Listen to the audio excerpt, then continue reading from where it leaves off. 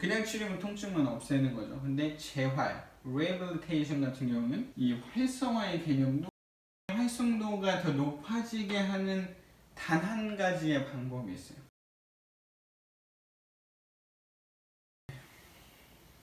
안녕하십니까. FTMC 송민건입니다. 되게 많은 관심을 가져주셔서 일주일 만에 구독자 50명이 넘게 늘기도 하고, 하여튼 많은 관심에 조금 더 좋은 영상을 계속 찍도록 하겠습니다. 얘기하려고 하는 바는 이완과 활성화입니다.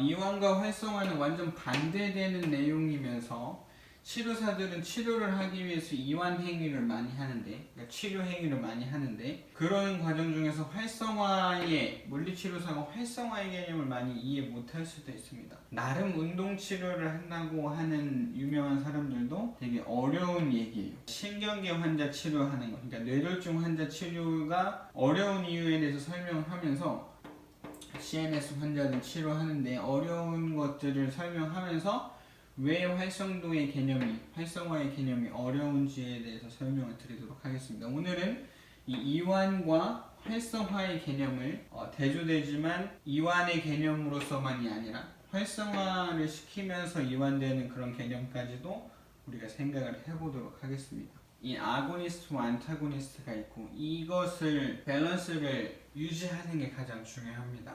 그게 건강한 상태를 얘기하는 거죠. 제 아시는 분 중에 중이약 하시는 분이 계시는데, 중이약과 양이약의 차이를 엄청 쉽게 설명해 줬어요. 그게 그 사람이 말한 게 다 맞다고 얘기하기는 어렵지만, 조금 쉽게 얘기를 하면, 만약에 지금 이 상태 좀 보세요.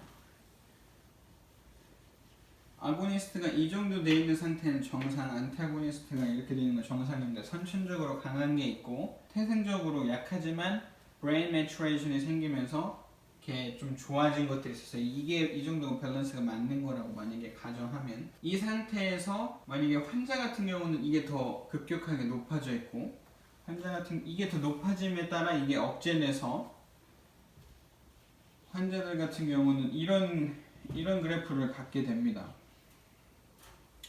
아고니스트가 엄청 높고 안타고니스트가 엄청 낮은. 만약 이게 환자죠. 이 밸런스가 안 맞아져 있는 상태에서 완전 밸런스가 붕괴되어 있기 때문에 더 안 좋은 악순환이 계속 되는 상태입니다. 그 상태에서 환자를 치료하는 양이는 약을 먹거나 수술을 해서 이걸 날려버리는 거예요. 그래서 급속하게 줄여서 이 밸런스를 맞추겠다.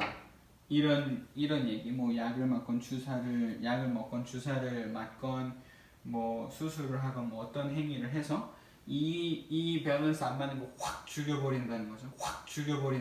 근데 자랑하기를 중의학은 전체적으로 이렇게 약하게 줄여가서 밸런스를 맞춘다, 이렇게 설명을 하더라고요. 근데 그 내용이 틀린 내용이 않고 그 내용이 맞죠.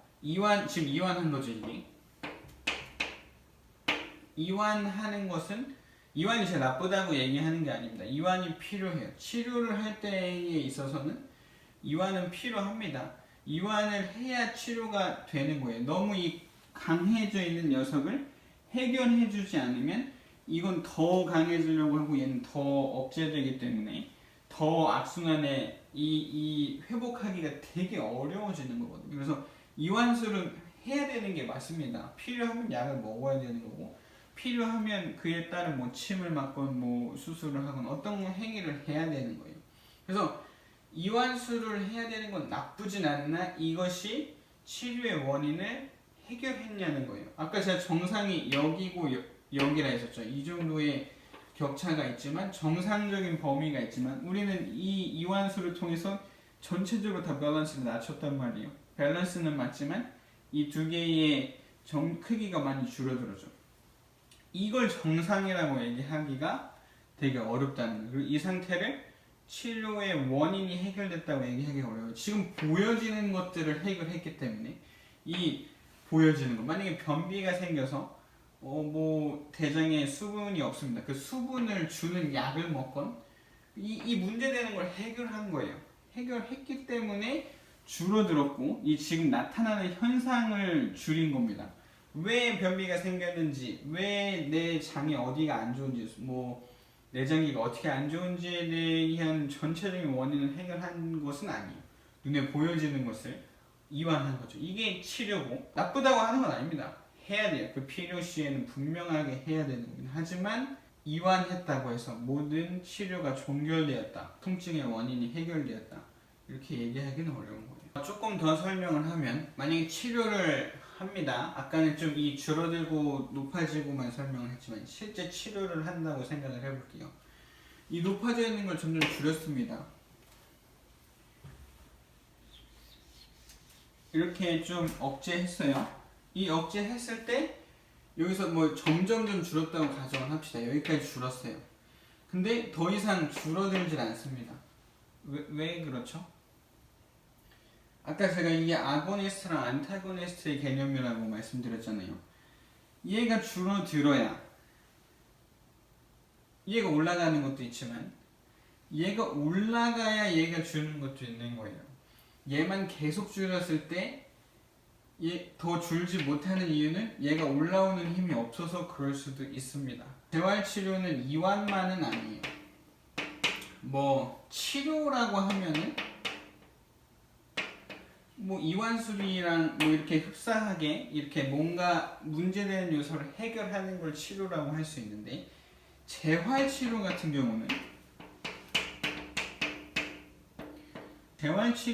경우는 이것 또한 올려주는 것이 재활치료입니다. 만약 예를 들어서 신경계 환자예요. 신경계 환자. 만약 PROM만 합니다. 언제까지 이완을 하죠? 이 PROM을 하는 이유가 뭐죠? 스파스티시티를 이렇게 떨어뜨려서 운동을 하려고 하는 거잖아요. 운동이 목적입니다. 운동이. 그럼 예를 들어서 근골격계 환자예요. 만약에 근골격계 이완을 했어요. 치료 끝났나요? 아니요. 아까 말씀드린 대로 이완을 해도 활성화해야 되는 순간이 있습니다. 활성화가 돼서 정상적인 범위까지 이렇게 아까 이게 제 정상이라고 했죠. 정상적인 범위까지 올라가야 치료 종결이 되는 거예요. 그렇기 때문에 이완만 치료 방법이 아니라 활성화도 치료 방법이고, 이건 조금 재활에 가까운 개념입니다. 그냥 치료라고 얘기하는 것이 아니라, 그냥 치료면 통증만 없애는 거죠. 근데 재활, rehabilitation 같은 경우는 이 활성화의 개념도 같이 들어가 있어야 된다는 거예요. 이번에는 활성화에 대해서 조금 생각을 해보도록 하겠습니다. 이완하는 것보다, 그리고 치료 방법 중에서도 이완술은 엄청 많죠. 뭐 거의 대부분의 치료 방법들이 이완술 테크닉이 되게 많은데, 이 활성화는 되게 어려운 거예요. 예를 들어드리면 확실하게 이해가 가실 겁니다. 보세요. 예를 들어드릴게요. 만약에 반골증이 있습니다. 반골증이 1등 되기 쉬울까요? 쉽지 않죠. 왜 쉽지 않죠? 원인이 두 가지가 있습니다. 일단 첫 번째는 본인이 문제가 있는 거예요. 본인이 더 공부를 해야 되는데 본인의 문제가 있는 겁니다. 두 번째는 어떤 문제가 있죠? 반 친구들이 이 꼴등보다 훨씬 잘해요. 그러니까 이 꼴등이 1등 되는 것을 방해하는 요인이 친구들일 수 있습니다. 얘가 좀 그런가요? 하여튼 친구들이 이 반꼴등인 친구가 1등 되는 것을 방해하는 요인입니다. 그랑 마찬가지예요. 이 지금 낮아져 있는 이 흥분도를 올리기 위해서는 이 자체가 올라가는 힘도 있어야 되지만 얘를 억제하는 능력이 감소돼야, 얘가 좀씩 줄어드는 힘이 있어야 얘가 늘어날 수 있는 거예요. 그래서 이 이완술이 나쁜 것은 아닙니다. 필요할 땐 쓰는 거예요. 하지만 얘가 어느 정도 낮아진 게 더 이상 좋아지지 않는다고 하면 활성화 시켜야죠. 활성화. 이 낮아져 있는 게 활성도가 더 높아지게 하는 단 한 가지의 방법이 있어요. 단 한 가지의 방법. 얘를 낮추지 않고 얘를 높이는 겁니다. 단 한 가지의 방법은 brain을 쓰는 거예요. brain. 왜냐면 brain의 역량과 능력은 엄청나기 때문에 brain에 좋은 인풋을 주는 거죠. 그러면 좋은 아웃풋이 나옵니다.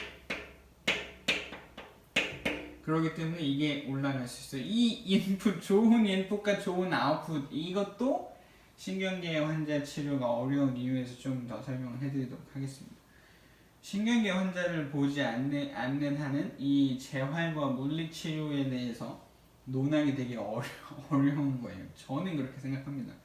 그렇기 때문에 브레인을 활성화시켜서 이걸 높이면 이게 또 줄어들게 되죠. 그래서 우리가 원하는 정상적인 수치를 만들어낼 수 있어요. 이게 되게 좋은 게 본인이 해냈다는 거예요. 본인이 그런 자생하는 자생 이 말을 쓰기가 좀 그런가요? 본인이 회복하는 능력을 가졌다는 거예요. 되게 의미가 있는 겁니다.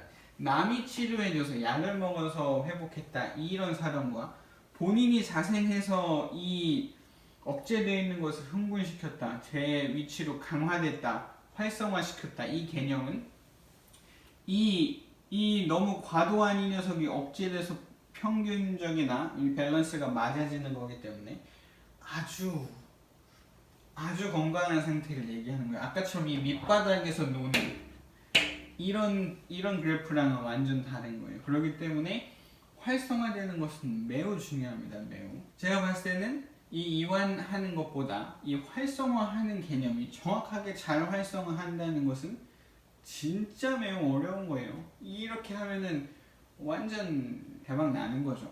그렇기 때문에 이것을 더 연구하고, 이건 전 세계적으로도 계속 연구 중인 겁니다. 이렇게 생각해왔던 것을 좀 요약을 하면, 이완은 나쁜 게 아니다. 이완은 필요할 적시에 써야 된다. 하지만 이완만으로는 종결될 수가 없다. 활성화가 돼서 밸런스를, 우리가 갖고 있는 아고니스트와 안타고니스트의 밸런스를 맞춰서 우리가 건강한 삶을 살 수 있도록 해야 된다. 근데 이 활성화시키는 게 이완술보다 훨씬 더 어렵다. 이완술은 너무 퍼져있는 게 너무 많아요. 이완술은 종류도 엄청 많습니다. 그 중에 본인이 고르고 싶은 거 고르셔도 돼요. 근데 이 활성화는 아직도 연구 중인 부분이 되게 많고, 활성화에 대해서 중요성은 제가 다음 신경계가 왜 치료하기 어려운지에 대해서 설명을 하면서 설명을 드리기로 했습니다. 그래서 오늘 영상은 이것으로 마치도록 하겠습니다.